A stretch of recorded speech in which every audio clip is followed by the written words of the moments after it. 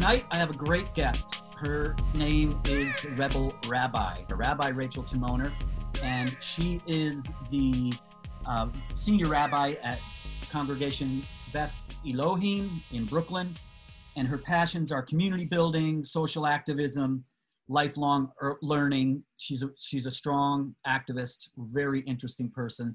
She's the sister of a very good friend and a previous guest, Harvey Timoner, the award-winning filmmaker. So please join me in welcoming Rabbi Rachel Timoner. Hi, Rachel. Hi, so good to see you, Robert. Good to see you, Rabbi. Great to see you. We always start the show with a little bit of shout outs to some of the chatters. So I'm letting you know, Katha Cato's in the house from Queens. Wendy Fout is here. Tammy T is here. Zulima, Turko Ono. Some regular faces in our crowd, which is great. Some new faces. David Johnson, Rebecca Ramon. I look left and I look right throughout the show because I'm talking to different chatters and whatnot in different chat windows. So if you see that happening, I want you to know, Rabbi, I'm still paying attention to you. All right. Audience, I want you to know I'm still in the game. Not worried about it. Good. So I always like to start the show with good news or some high point in my guest's life. And the high point I want to talk about to open the show is your willingness to break the law for causes. Tell me a little bit about your willingness to break the law. I like that the high point is me getting arrested. Yes, I do get arrested frequently, or not frequently. I have been arrested a number of times. And I do that because sometimes the law needs to be broken. I mean, there's a long and noble history of civil disobedience in the world and in this country. And there have been, particularly in the last 4 years, a number of reasons to get arrested. And I've only gotten arrested, I think, 4 or 5 times in the last 4 years. And there could have been many, many other reasons to get arrested. I got arrested first in response to the Muslim ban. And that was with 18 rabbis. We blocked the street in front of Columbus Circle we sat in the middle of the street at night and were arrested. And I was arrested with the Dreamers who were protesting the removal of DACA and the protection for immigrants who grew up here and are called Dreamers. And we went to the Capitol and sat in the rotunda and were arrested there. And I was arrested at the Amazon store most recently. Not for shoplifting. Not actually for shoplifting, believe it or not. No, because Amazon uses its web platform to enable ICE to do its family separation work. So when children and parents are torn away from each other, it is the Amazon web platform that enables that process to happen through ICE. And so is it just whatever calls to your heart that you really feel like you need to put yourself on the line like that? Well, I always do it as part of an organized effort. I don't just do it by myself because I think it needs to be strategic. It has to be part of an effort that's a larger campaign. It has to be, it's a way to get a lot of media attention. And so I use myself in moments where I think it will be strategic and useful and make a point or get attention to something that needs attention. And it's a particularly egregious moral catastrophe, like something that is just, that requires moral courage and a voice to say this is wrong, it is unacceptable. And I'm, not over small matters, but over things where human life is at stake, whether our deepest core values are at stake. The idea of human beings being equal to one another is at stake. Yeah. I happen to have dug through the archive and I found a few photos of your arrests. So maybe tell us where this was and what was going on here. Yeah, this is the most recent arrest, I think. This is at the Amazon store, and a number of us were there. It was a number of rabbis and other Jewish leaders, and we were there basically saying that, from our history of immigration around the world as a people, for our history as refugees and our history as a people who've had to flee all kinds of persecution, we know how important it is to any free society to make space for people who are fleeing persecution and who are running for their lives. And the idea that we in this country are separating families and separating children from parents. And that, by the way, is still happening. It has not changed. We now have coronavirus. We have a lot of other things we're paying attention to. We have an insane election process, but there are still parents and children separated from each other in our country. There are 500,000 people in our detention centers every year. And so this was us saying that Amazon has no business making the platform for ICE to do its dirty work. This is a photo from the same arrest.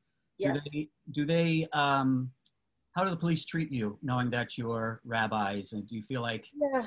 I mean, look, it's not really such a courageous thing for me to get arrested. The police so far have always been respectful, nonviolent with me. I've never felt physically endangered. I know that I'm not going to be held an unreasonably long amount of time. I was this particular day. I was held in a paddy wagon in the heat without air conditioning and it was actually a little bit dangerous. But that was an accident. They didn't mean for that to happen. But like, unlike lots of people in this country, this is another good reason to get arrested. The kind of police violence that happens against Black people in this country, and the kind of really horrific prison industrial complex, the mass incarceration, like that is a huge sin in this country. But unlike that, as a white-skinned rabbi, like I am actually pretty safe going to jail, and it's worth doing. yeah, I agree. I've been arrested in that organized fashion in the past myself for the Amadou Diallo murder, and the Sean Bell as well. And For you. Yeah, I'm just curious about, because you're representing, religious faction, so to speak, Yeah. What the touch was like. You do some really cool stuff online. Every morning on Facebook, you do a morning meditation. Tell us about that morning. I've been grooving on it now lately. Oh, you have? You really? Yeah, well, so I just started that in March 15th. So right when we all locked down, I thought to myself, wow, I bet you there's a lot of anxious people out there who are feeling pretty disoriented, and like life just got turned upside down, and they don't know what's going to happen, and they don't know if they're going to get sick, and they don't know if they're going to die, and they don't know when the next time is they're going to be able to leave their house. And I bet you that I could like make a little contribution by creating a morning meditation that's just kind of quiet and centering and loving and calm, and teaches people how to meditate and brings a little bit of Jewish teaching. So I started doing that on March 15th. I thought I'd do it for like a couple of weeks, and then here I am. It's like, I think I'm on day like 205 at this point. Wow. I've done it every day. I haven't missed a day.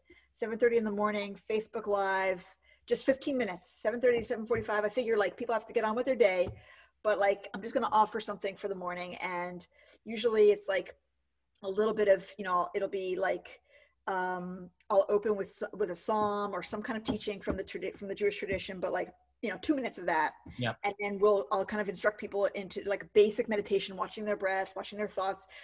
Can it be connected to the theme of what I taught, but it's pretty basic. And then at the end, I'll do a couple of prayers. I do a healing prayer, and I do the Kaddish for people who are mourning. So that, because when in Judaism, you're supposed to say Kaddish if you're mourning, if someone has died who in your family or someone you love, you're supposed to say Kaddish, but you're supposed to say Kaddish in a minyan, meaning 10 adults. And so this is a virtual minyan. So I figure I might as well use the fact that we have a minyan to make it possible for people who need to say Kaddish to be able to do that. That's great. The photo we just put up was the Facebook page, so people can find you. But oh yeah, great. Timoner. Rebel Rabbi, the nickname. The nickname. Tell us about the nickname. Well, that is a nickname that my sister coined, the filmmaker Untitled Chapter, who I'm very proud of and love very much. And she is making a film about me called Rebel Rabbi. And I guess she thinks that I'm a rebel, which is pretty funny because when I was a kid, I was like the most rule-abiding possible child, a total goody two-shoes. And, and then I just like looked out at the world as I was growing older and realized like, whoa, this is not okay. This world has got to be protested.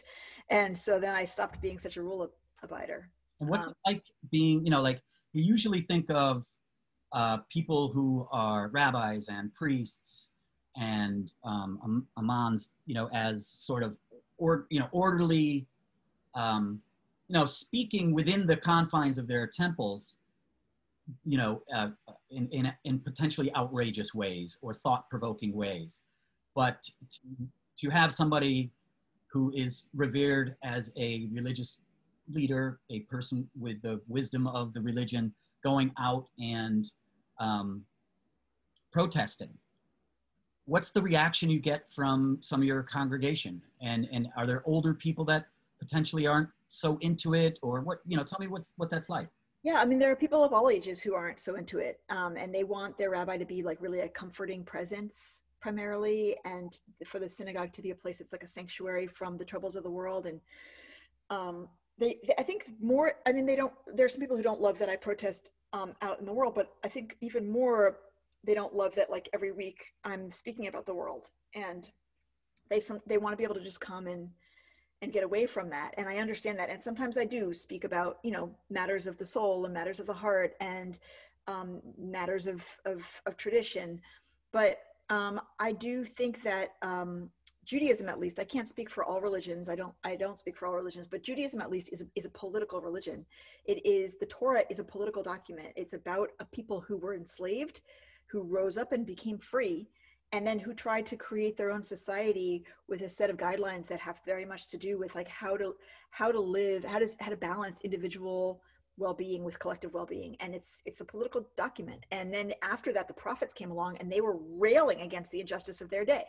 And so to be a rabbi, from my perspective, like to be authentic to the tradition, you have to be political, because politics is just the way that a free people try to negotiate together how they're going to live. That's what politics is. And politics shouldn't be a bad word, but we want to be a people who are self-governed and who govern ourselves together. And so I think that from Judaism, at least, brings the spiritual together with the political, and the individual with the collective. And so there are definitely people who don't like that I see it that way, and would like me to just stay within the bounds of what they see as kind of traditional Judaism. And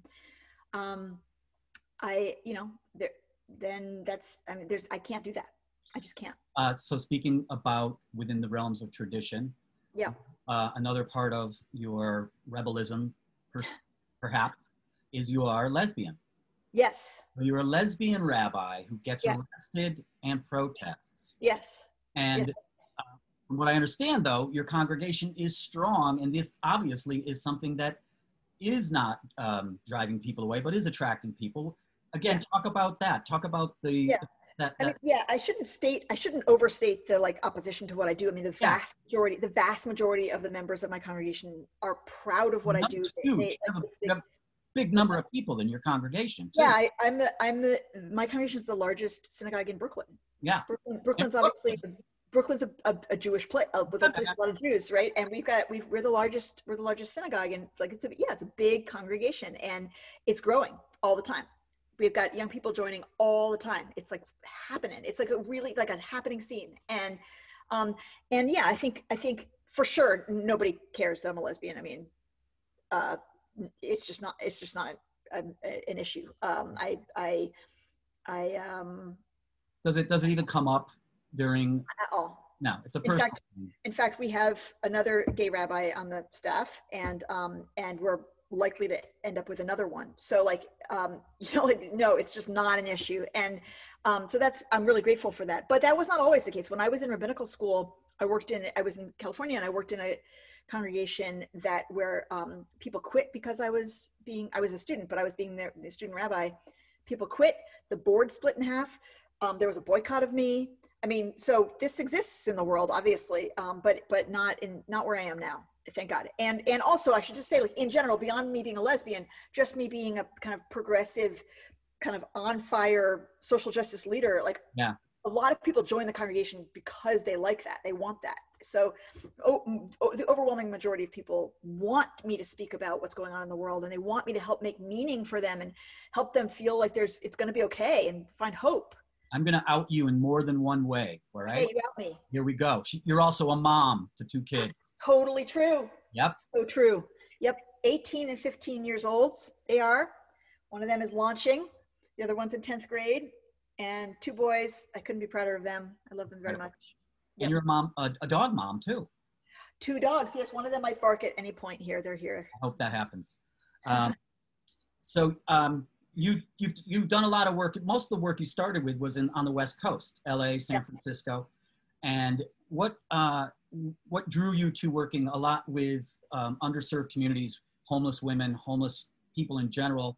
And, is it something that you just felt drawn to? And tell us about that work, because I know you've won awards and you've been honored on the West Coast in a number of different ways for the work you've done.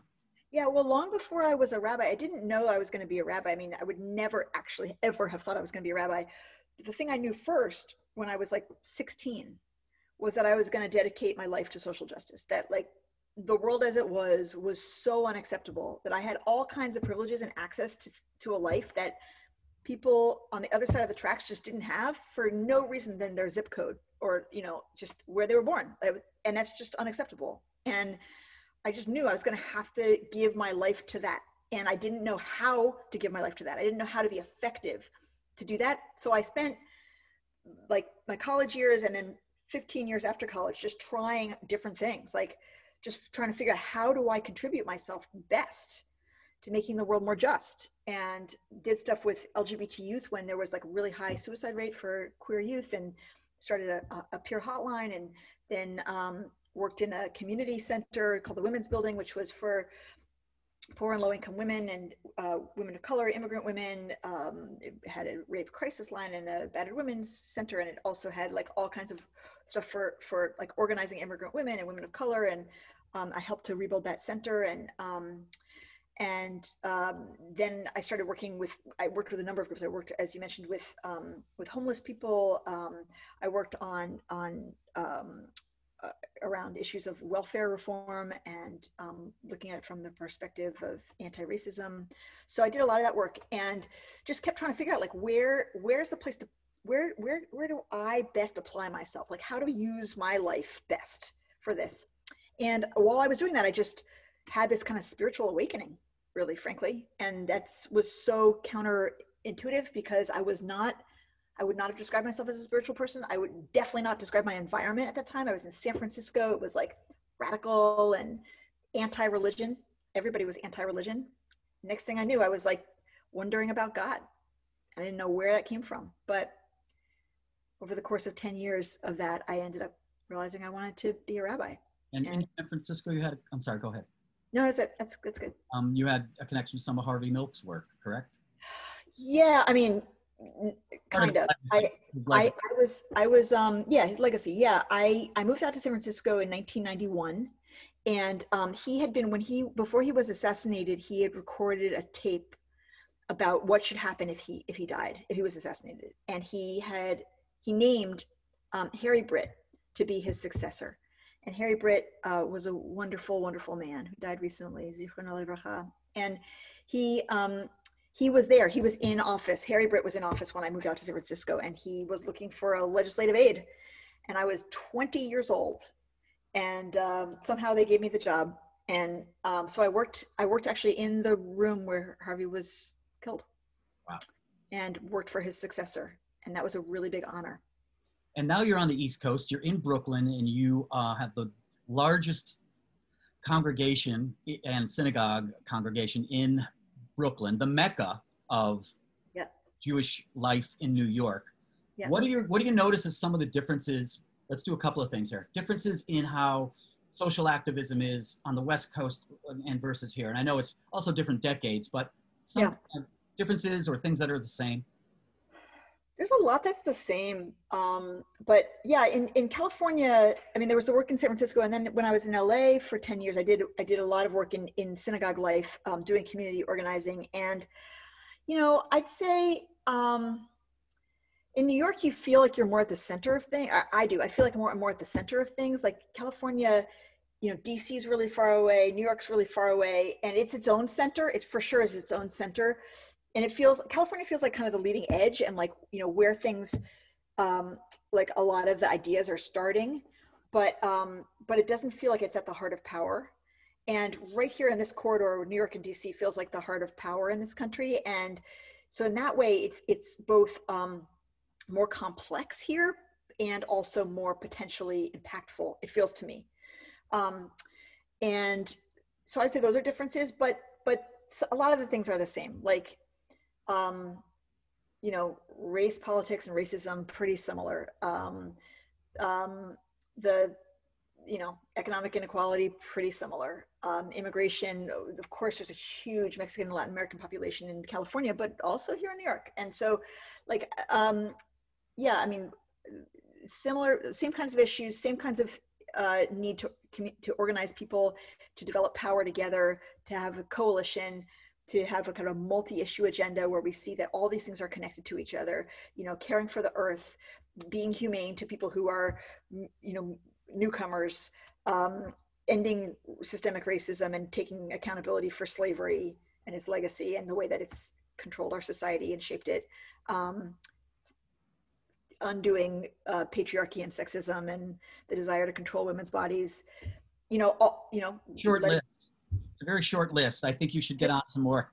I mean, but I mean, it's all connected. And I think that what's, you know, you had mentioned about this time that we're living in being so difficult and people feeling so hopeless. I don't know if you want me to go there yet, or you want me to end with that, but I have something to say. Let's go there, because I was going to ask you, you know, what kind of hope you can offer people in this very terrible era for a number of reasons. And more specifically, this question, you know, with the leadership that we have, number 45, and the absurdness of some of his behaviors. Well, look, he needs to be removed. And I think that's complicated. First of all, we have to make sure we win this election in a landslide, and it can't be close. And it's existential. It's not a joke. It's not low on the priority list. It is, if we want to have democracy and if we want to save lives, both from COVID and from racism and from climate change and a million other things, it's essential. So we have to do that. And it's been an absolute horror, his presidency. And we are having conversations now that we didn't have under Obama or before. We're able to talk about the true dynamics of this country with an honesty and a complexity and an intersectionality that we never had before. And partly, like, when you have a villain, like really, like when you have a villain and when you have someone who stands against everything you believe in, like there's nothing that he stands for that, I mean, he's all on one side of every issue and he's on the wrong side of every issue. It unites all of the forces who might have been splintered otherwise, and who, by the way, please God, let there be a Democratic let Joe Biden be president. But when that happens, we will not be as unified. You know, this is like, it's very unifying to have a villain. But what it's done for us is see the connections between all the issues and all of the marginalized populations, to see how actually we are the majority. We are the new majority of this country. And that's why they have to rig the voting system. You know, that's why they have to try to stop us from voting. And so we are having consciousness has moved in these 4 years with a speed that's unprecedented. And we see truth here. Like I think we're going to be able to be talking about, for example, reparations, which was like, it was going to take us 20 years to get as far as we've gotten. We are ready to talk about reparations in this country. I think we're ready. And to talk about like what it would look like to actually change policing, and dramatically reduce prisons. So I think that there are some things, and by the way, now with RBG's death, that we are also talking really like much more explicitly about women's bodies and women's lives in a way that is now connected to issues of race and all of it together. So I think that what I believe is that human consciousness is evolving, and you can't stop it, and you can suppress it. You can make it so that the surface is, like frozen over, but the river still flows under the frozen surface. It's still moving. You can't stop the river. And we are flowing. We are in the river. We are of the river. We are moving, and you can't stop us. Tell us where the congregation is so we can go listen to you in person. It's in Brooklyn. It's at 8th Avenue and Garfield in Park Slope, Brooklyn, right near Grand Army Plaza. And great place. But though, we're not in person right now because it's COVID. Which was my next question, that the effect of that. And I think part of that, the effect is you going on Facebook every morning now to your work, some type of your work there. Yeah, we can't meet in person. We haven't met in person since March, the congregation. We just had High Holy Days, Rosh Hashanah, Yom Kippur. Those are the massive times. We usually have 7 simultaneous in-person services. Our sanctuary holds 1,300 people. It's standing room only. And nobody could gather. So we did everything virtually. And it was actually amazing. We were so creative. We spent months trying to figure out how to do this well. And people said that they felt like it was like more intimate and more connected than ever. We were on Zoom, we were streaming, we were on Facebook Live. We sent all the members a little care package with a compass, basically saying like, you can always find home. Cause people felt so far away and so distant, and and we created 2 original films, like to get people into the mood and spirit and themes of the High Holy Days. And we did a lot of creative things, and it just really brought people together, though not physically. We did actually do one physical thing, which was that on Rosh Hashanah, usually people come together to hear the shofar, which is like the ram's horn, like a big sound. And you can't do that. But we got the streets closed around the synagogue, and we had people on the roofs sounding the shofar. And the whole community was invited to gather in the intersection because the streets were closed and, masked and socially distant, but they could hear the shofar, and it was just an awesome feeling of being able to see each other. Yeah. So if the audience, you didn't know this, halfway through the show, we open up the Zoom green room and bring in a few people who have gathered for a little studio audience, almost like a round table. Before I do that, I want to shout out some people in the chat. Again, Wendy Fout has been commenting throughout, and Zulima. Who else? Tammy T. Says, Zulima says dissent is patriotic. That's right. She's following what you're talking about. Tiffany Smith. Hey, Tiffany, she's said morning meditation is great. Wendy Fout, I love that. Mark Schumann's with us. Tammy T says, closed mouths don't get fed. That's right. All these responses to your work. And Elizabeth Harder is with us. Hi, Elizabeth. So I'm going to open up the room now. For those of you who don't know how this works, there's a link in the Facebook chat. You just go in there and hit that Zoom link. And what I do is I will populate this room very quickly. And then I will ask everybody to say hello. And then we'll rock and roll with some questions. Great. All right. Well, welcome everybody. Good to see you all. You can unmute and say hello so we get a little vibration for the Rebel Rabbi. Hello. Hello. Hi there. Great to see you. So let's start with, let's see here. I wanted to make sure that everybody got a chance to ask a question. People, when you're asking questions, as one of my regular audience members and colleagues and mentors, Katha Cato, once pointed out, a question does not start with I. It's a question. So we want to limit some of the preamble that goes on because we don't have that much time. So who really is ready to ask a question to the rabbi?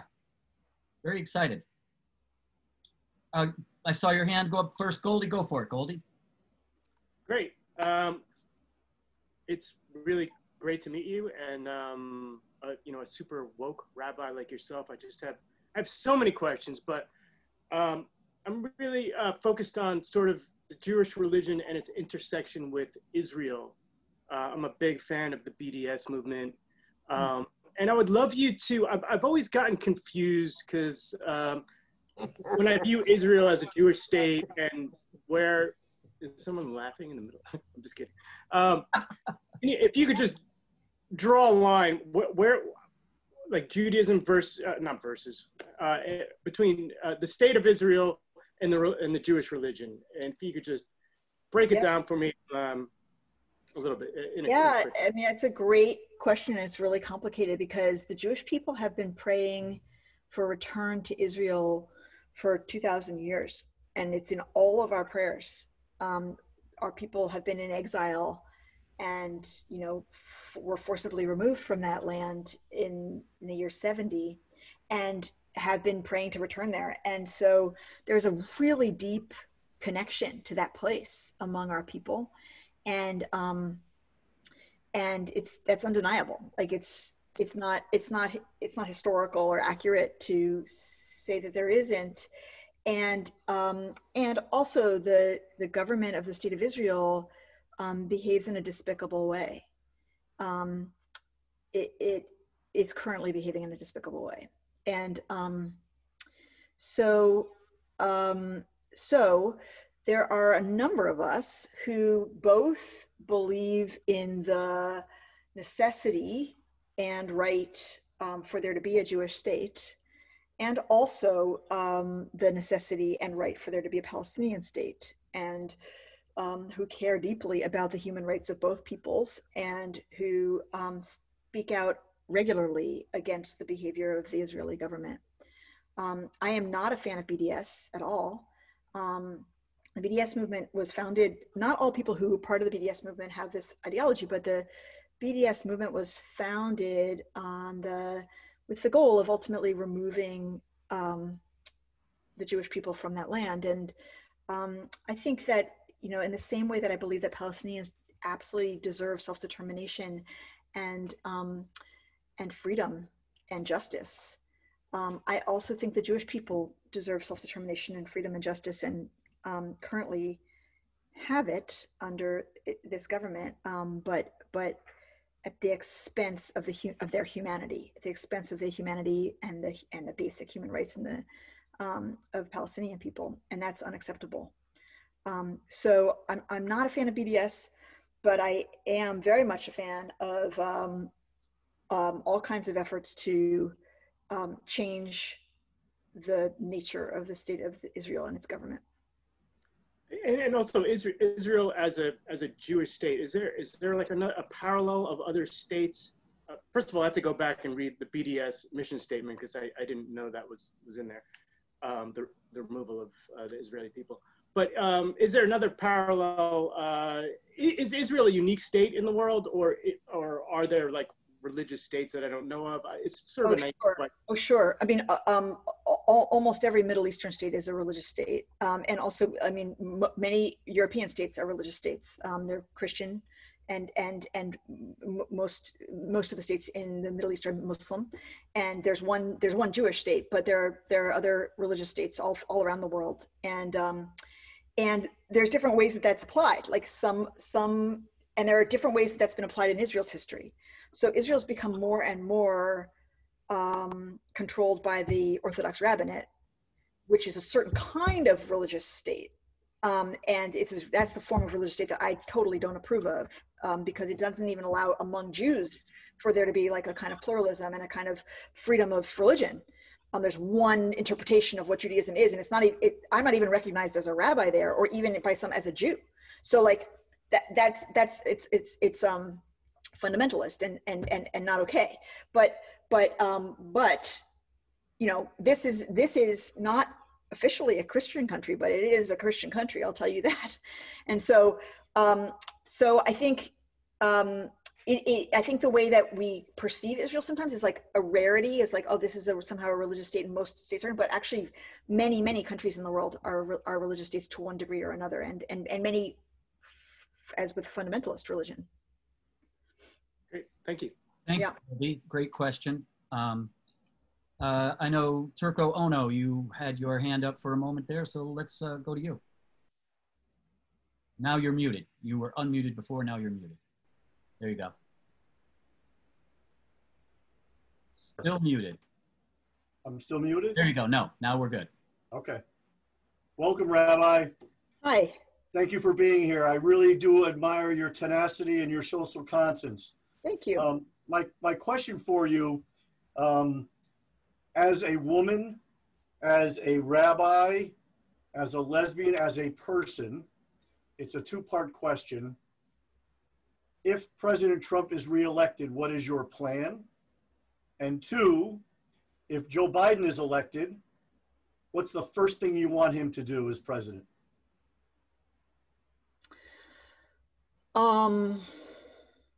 If Trump is reelected, or I think another scenario that we should contemplate is if Trump is not reelected but refuses to leave office, before the 2016 election, I knew Trump was going to win, and I was wanting to be wrong, but I really believed that he was going to win. And I knew then that that was the beginning of the end of democracy, and that this election would be unlikely to be free or fair. And so I was already contemplating then, like, how to lead people and whether to talk openly about that and whether to plan like departure. And particularly I think for Jews who have fled many situations where it rapidly became dangerous for us. Like, it seemed fine, and then it was not at all okay, not at all safe. I would spend a lot of the last 4 years trying to kind of think about, as a rabbi, like, what's the responsible way to lead my people, and what should I be saying? I ultimately realized, like, pretty quickly, like by 2017, I realized, like, I'm not going anywhere. I have a responsibility to my people, and I have a responsibility to my country, and I'm not going to leave. And really, that's my position. So if he gets elected, and is in for another 4 years, which, by the way, that will not be 4 years. If he's reelected, he's not leaving for a long time. I think, my plan is to be a dissident, basically. And then, and to try to organize people in resistance, which is what I've been doing for the last 4 years. And then if Joe Biden is elected and actually is able to take office, the thing that I would like him to do first is a Green New Deal COVID recovery plan. Basically, jobs, ecology, and all kinds of infrastructure. Shifting our infrastructure to solar, wind, ecological infrastructure, but that's a way of having like creating jobs, and healthcare, and all the whole package that has to do with, like, recovering from the impacts of COVID-19 in a way that puts us on a new course. Without putting yourself in jeopardy, I'm curious if in your mind the worst happens and President Trump is reelected, how far will your dissidence go? I mean, how far will your moral compass allow you to go in terms of the things that you will be willing to do to make your point? I mean, I think I've talked with colleagues about this. I don't know, but I recognize that if that happens, getting arrested is a different question, and I might not be released. I don't even like to think about this kind of thing, but, like, there could be, our lives could be at risk, and. So I don't know. I'm going to have to be thoughtful about which risks to take, and not only for my own life, but also to think about, like, what's most effective. Like, ultimately, I want us to regain human rights and democracy in this country, and so I'm not really interested in being a martyr. But I think we will all need to think together about, like, what's the best use of us to get to that goal. And I don't know. Right now, I don't know. I'll have to make a decision. Thank you very much. Appreciate your time. Thank you, Turco. Katha, are you ready or queued up for a question here? Yes, can you hear me? Yes, we can hear you. Thank you. Listen, thank you to both of you for the work that you're doing and this incredible opportunity to look away from the shit show. Thank you so much. What do you think it's going to take to bring everyone to a place of understanding that this is a finite rock? We only have each other. Yeah. What has to happen? I do think, I was talking before about the leaps in consciousness. I do feel like, look, this pandemic is tragic, full stop. Like, I don't want to talk about silver linings. I don't, it's tragic. And also what I see happening is people understanding our mutual dependence in a way that they didn't necessarily before, and kind of perceiving of ourselves as, like, in it together, and recognizing that, like, we're only as healthy as the sickest amongst us, and we're only as safe as, the person who has to take the risks to keep the society running. And like we're interdependent, and what will it take to get us there? The thing that I observe about human consciousness is it is moving. I really believe that it is moving. I really believe that it is evolving. It's of course too slow. Like we might not survive our adolescence as a species, but it's also uneven, right? Like some people really get it and some people really don't. And there's a really big range. And what do you do? Like in a society like ours, where you have some people, like we're in a lot of different places on that spectrum right now in our society, right? And then there's of course there's a reaction. The more like the leading edge leads, the more there's a reaction. So what will it take? I don't know. I think I see us moving. I see us like, just if you think about like just in our own lifetimes, like how far we've moved on that question. Like the environmental movement, like when I was a kid, was like it was out there for sure. Silent Spring had been written barely, I think she wrote in 70, right? I think I was born in 70. So like, okay, but there's so many more people who understand that now, also because it's dire and evident, and the West's on fire, and the the coasts are flooding, and I think we're getting it. We're getting it too slowly, and we're getting it unevenly, but we're getting it. What will it take? I hope we will be just enough of an edge ahead of extinction. Thank you, Katha. Ah, Thank Rachel, Rabbi, doctor, yes. Not doctor. Oh, but in my mind. All right. Renee Barella has just joined us in the chat. Charisse Boyack, Dylan Mooney is with us. So exciting. Mark Schumann, go for it. Hi, thanks. Hi, thanks, Robert. Hi, very nice meeting you, Rabbi. Me too. Katha's question just prompted the very next thing. When she was asking, what do we do next? My question is, aren't liberals the problem? And I say that because, when Turco was asking his question, you were taking his questions very head on, and you were not downplaying, you're not blowing it off, you're not deflecting. The situation that we're in is really very dangerous. And at the beginning, you said that we're really good at uniting against the villain, and then we get rid of the villain, and then we're not united, and then we don't have our act together. Mm-hmm. So the point of my question is, when we're engaging in Black Lives Matter, the opponent is often a Democratic mayor. When the movement was Occupy Wall Street, Obama was president and he crushed the movement. Mm-hmm. Is it possible that that the people who are in between and trying to be reasonable are the ones who are getting in the way now? Yes. And also, I am very wary of revolution.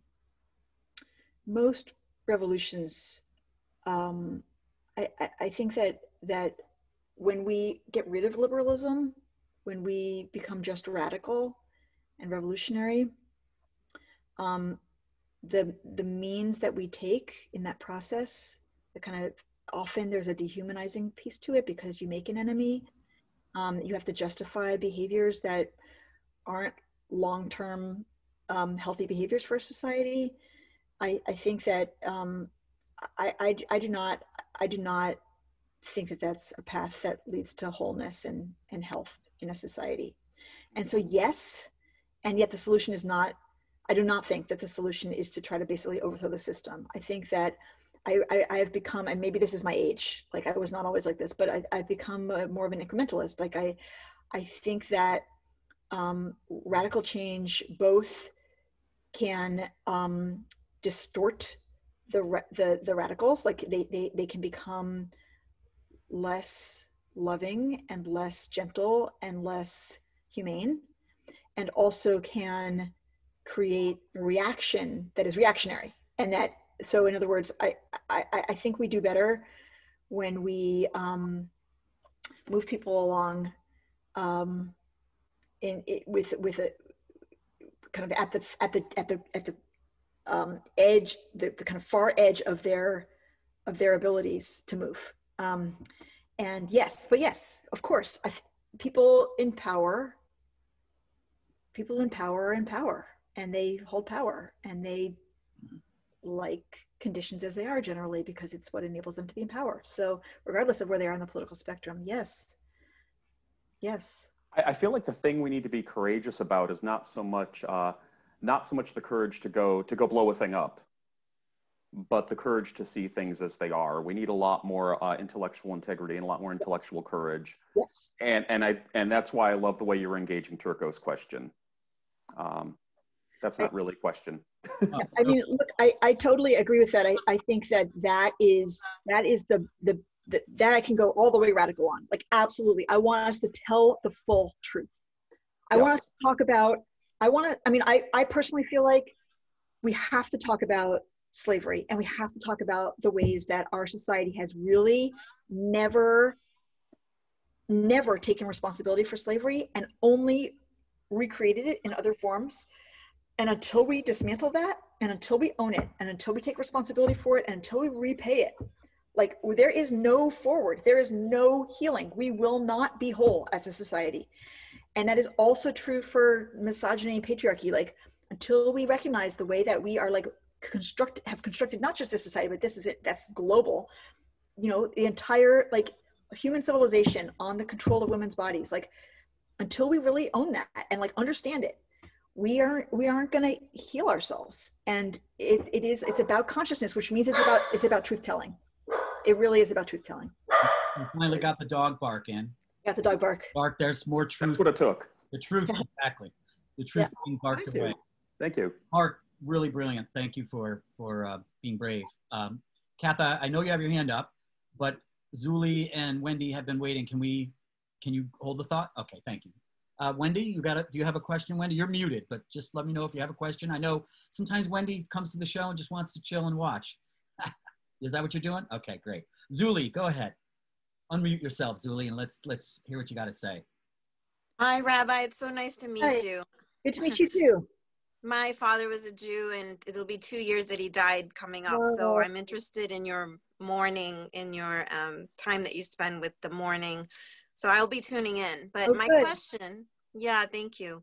Sure. My question is about the Muslims, and I'm curious if any Muslim groups have joined with you in any efforts, and if not, if you're open to working with Muslim communities. Yeah. And that's my question. Yeah, absolutely. There was right after Trump was elected, we created a Muslim Jewish partnership and really formed a lot of bonds between our two communities. And there have been people, I've only been in New York 5 years, there's been people long before me who've been building those relationships over time. But also after Trump was elected, we created something in Brooklyn called Get Organized Brooklyn.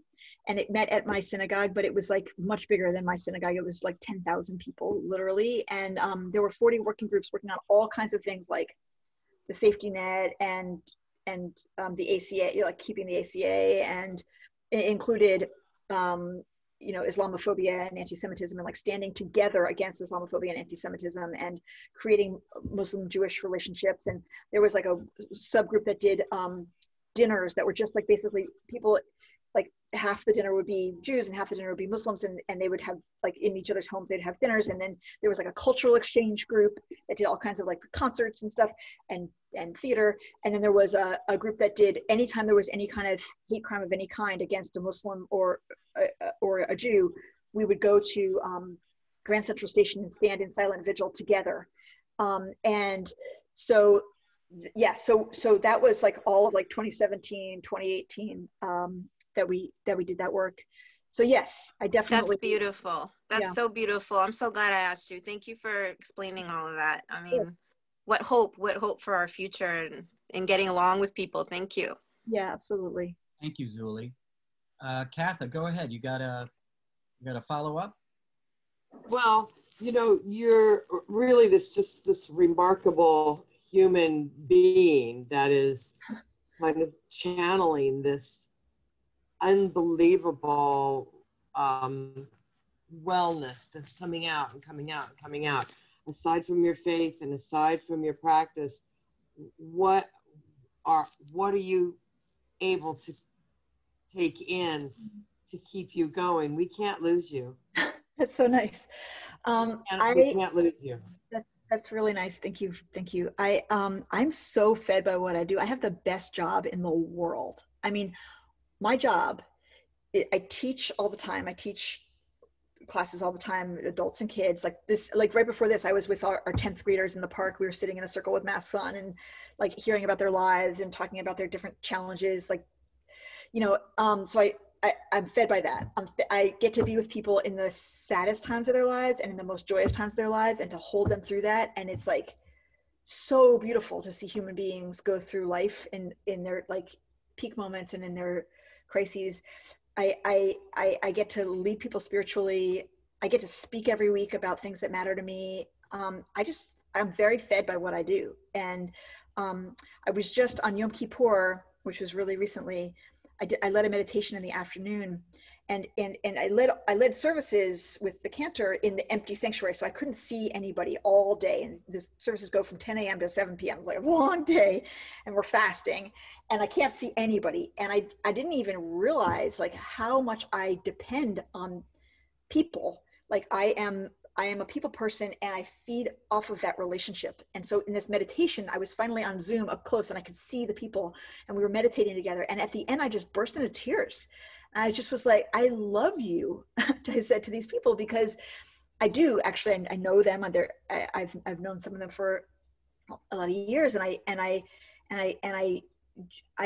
feel very filled up by seeing human beings like really striving to do good and like try to and be honest and tell the truth about all the ways that we're not quite there yet, and try to come together to make it as a, to make it in this life, and to make it together and to do better. And that's what feeds me. Yeah, but how much money are we talking about with this job? I'm just kidding. We've got a late entry to the group here. Mark Birnbach just joined us, and I think, Mark, you're going to get the last question from our panel here, and then I'll close up the show. Welcome, Mark. Hey guys, it's nice to see you. I'm zooming in from Milwaukee, Wisconsin. I don't know really outside of this world, because I don't watch media and stuff, what's happening in this area, but we're told that, the cases are on the uprise, and it's an interesting place to be. I've traveled the country pretty much for the last 18 months on a documentary film that's focused around peace and finding peace through the words of an amazing and brilliant child. So I'm kind of curious from, I guess, like a Kabbalistic point of view, how we find the responsive decisions or responsive directions rather than the reactive ones that are being celebrated and promoted on media. If you can talk a little bit of maybe the difference between what's responsive versus what's reactive, but also how to make that gut decision that's with positive intent and with purpose, rather than something that might be directed because of ego. And when I mean ego, I'm talking about the senses, like the five senses are the way that we smell things, taste things, hear things, see things, observe things. That seems to be our, I guess in Judaism we call it tikkun, and our challenge. But I guess, again, reactive decision versus responsive decision without ego, positive intent with purpose. Yeah, thank you for asking. I realized, like, all this hour, I haven't really brought any specific Jewish teachings, like, of our tradition, and you're asking for that. And as you might know, Lurianic Kabbalah is based on the idea that when the universe was created, God poured all this light into the universe, and it was so much light that the universe couldn't hold it, and it shattered into, a lot of pieces, and little shards, little sparks of light are in everything that exists. All matter has sparks of light in it. And when tikkun, what it means, tikkun olam, to repair the world, it means to gather up all the sparks and reunite them with each other, all the light. And so what does it mean to be responsive and not reactive? I think So also in Luria and Kabbalah, the idea is that each one of us in the world, we exist to do that, to do this repair of the world, and to lift up the sparks of light and to find them in everything. And so I do think that that's the answer to your question. Like, I think that if we have each of us a sense of our mission, like how, like each of us has our, what as Luria taught was that each of us has our own particular way to do that. Like everyone has their own path to do that. No one has the same as anyone else. So if each of us find like, okay, here is how I can be in the world and lift up sparks of light. This is my way to do it. Then whatever comes at us, whatever's happening in the news, whatever's going on in the chaos of the world, we are responding to that through our path, like through our mission. We're not just reacting in a vacuum. We have a thing to do in the world, and we're here to do it. And we are responding to the conditions that we find ourselves in, and we are tailoring what we're doing to those conditions. But we are not orienting ourselves only in reaction to those things that are happening, because we already are here for a purpose. And I think that's everything, is like listening for the way, like, how do I contribute in this world? What do I bring? What do I have to offer? And how do I give it the best that I can? And if that's what we're doing all the time, always trying to refine that and do that better, then we'll never just be reactive, because we have our own direction. Thank you, Mark. Thank you. That's almost the perfect way to answer the ending of the show. But I'm not going to let you off the hook, Rabbi. I want to ask you to give us a call to action. What is it that for all of us, you